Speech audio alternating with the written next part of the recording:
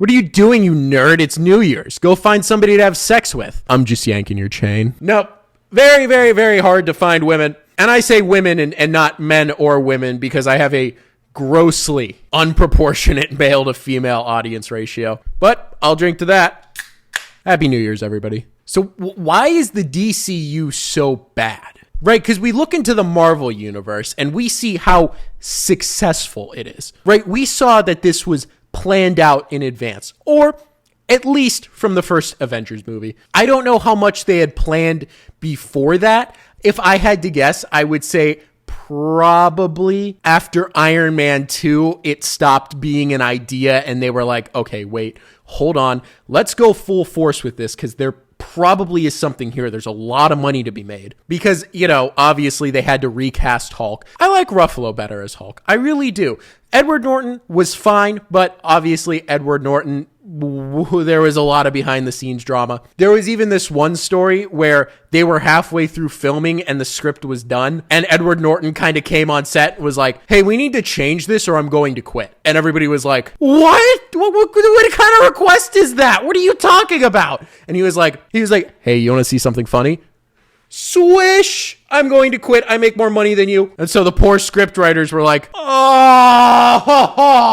do you want us to do? We can only do so much. And that's why that movie came out a travesty. I mean, they write scripts. They're not miracle workers. But why hasn't DC been able to do the same thing? Well, if we look at it, Avengers came out in 2012. Warner Brothers by then had already known, okay, all these top dogs in the DCU are coming together to make the Avengers, and they're going to make some fucking money, dude. And Warner Brothers, obviously being Warner Brothers, was like, wait, no. We have a really big franchise too. Guys, get on this. Which, I mean, obviously makes sense. But the thing that's special about Marvel, I feel like, is that it feels like it was prepped. It feels like this was the idea ever since 2008 all the way up to Endgame. I don't really know what they're doing now, but I mean, who cares what they're doing now? We're going to get to see Doctor Doom on the big screen. Who gives a f***? I'm going to watch that. And ever since then, it has turned into the biggest franchise of all time. I don't even have to Google that. What franchise is bigger? Fast and Furious? Wait, actually, maybe I should Google it. Yeah, Marvel Cinema. I knew it. And it's got to be like by far. Oh my God, it's not even close. Yeah, okay, so Fast and Furious is between 7 and 8. The second biggest is Star Wars. That's 10 billion.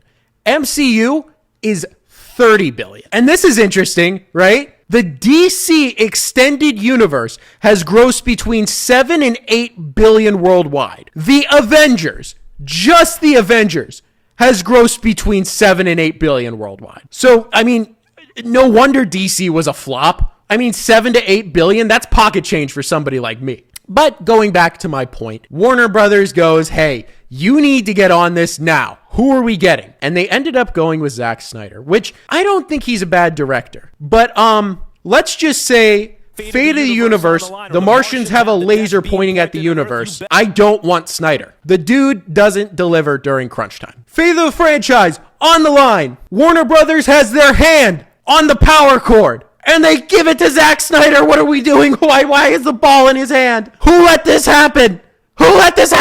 So he comes out with Man of Steel in 2013. Okay, great.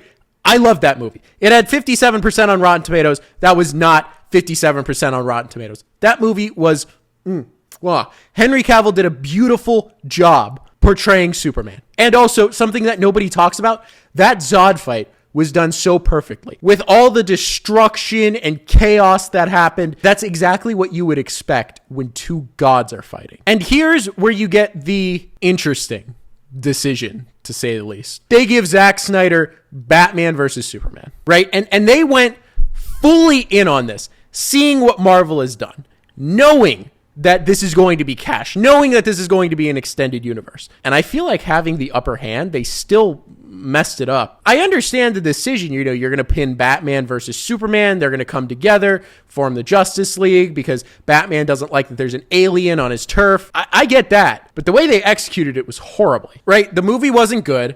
I didn't understand any of the Red Sun stuff. Like, I mean, it's fine, but But why? This is the second movie in the franchise. Why are we doing this right now? Chill. Red Sun doesn't have to come out until like the Flashpoint paradox. But they decided that's what they wanted to do. And interestingly enough, the Martha scene, a lot of people give it shit. A lot of people say, oh, Martha, like whatever. And especially back then, if you remember how big that meme was, that Martha scene could have been so powerful, right? Batman realizing that, oh, wait, Superman's just a guy. Like, he's not an alien. He's a man. I can't kill him. I can't break my no killing rule. And that would have worked if he didn't turn around and immediately plow through some thugs, just murdering them like, oh, ha ha ha ha ha ha. It's not Batman. Also, fuck you, Ben Affleck. You were shit. You were shit and I hate you. And he cheats on his wife. Fuck that guy. And then we move into Suicide Squad. And our eyes were blessed to see Jared Leto Joker. You can't get a bunch of tattoos and expect people to think you're crazy, right? Well, what was he doing the whole movie?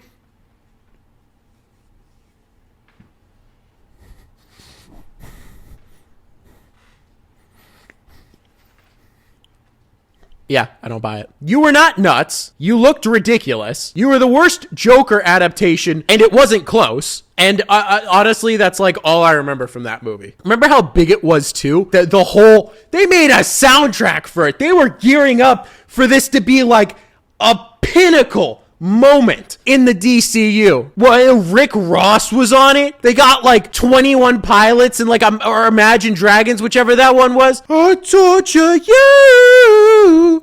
Take my hand through the flame. They hyped this up like it was going to be the next sliced bread. And then it fell so flat on its face and pissed everybody off. Look, Superman was great. You could probably recover from that bullshit introduction you did of Batman. And I know that Wonder Woman movie came out. I didn't see it. Why didn't I see it?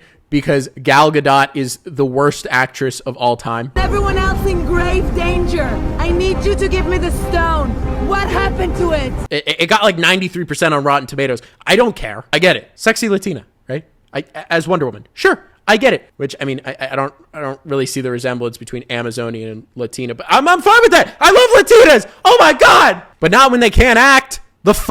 What are we doing? So you could probably recover from that bullshit introduction of Batman just based off of how good Man of Steel was and how respected it was and how good Henry Cavill was, but not a botched Justice League, and certainly not a Justice League that gets a 4-hour cut 4 years later and people realize, wait, oh, okay, this actually isn't bad. This was just shaved down hella. Still, I'm not watching 4 hours of it. I mean, I did, but, and it was better. I didn't think it was awesome, but it was certainly so much better. But that's not what hit theaters. And they waited 4 years to drop it. Just what a complete cluster, a mismanage. And I would like to say they didn't let Snyder do what he wanted to do. And they probably didn't. But dude, you've been in the movie business forever. You know people aren't going to sit through 4 hours. You know that's not getting shit on the box office, right? A lot of people aren't nerds like me. They're not going to sit through 4 hours just to see some cool shit happen. They're like, yeah, I'll watch 2.5 hours. That's fine. But 4? That's a road trip, bro. Right, and then they get into a whole bunch of bullshit. Aquaman, Shazam, which actually wasn't bad. I thought it was pretty good. But of course they had to go ahead and botch it by The Rock, Black Adam. So that franchise was screwed. And then they came out with that second movie, and that just wasn't good. And then they did The Flash. I like The Flash. Oh, and also I'm on Games Radar, and I think it's worth mentioning that the 2021 actual good version of Justice League isn't canon. So it's like if you're in the military and you want to go home on disability, so you shoot yourself in the foot, and then your sergeant looks at you and says, they don't really send people home for that anymore. So then you go and like completely shatter your leg, and then your sergeant's like, you know what, we're just gonna put you in a different platoon instead of like sending you home, right? And then you get The Flash. I like that movie. Now, they did Nicolas Cage Superman. Brother, what? And then they did Michael Keaton Batman, which was sick, but not nearly as nostalgic as Andrew Garfield or Tobey Maguire, which they ripped right from that. And then they did Blue Beetle, which got pretty good reviews on Rotten Tomatoes. However, that was not a good movie. Did not like that movie. And I'm not even trying to pull a race card here because I think any race can write any race as long as they do it authentically and they do it well and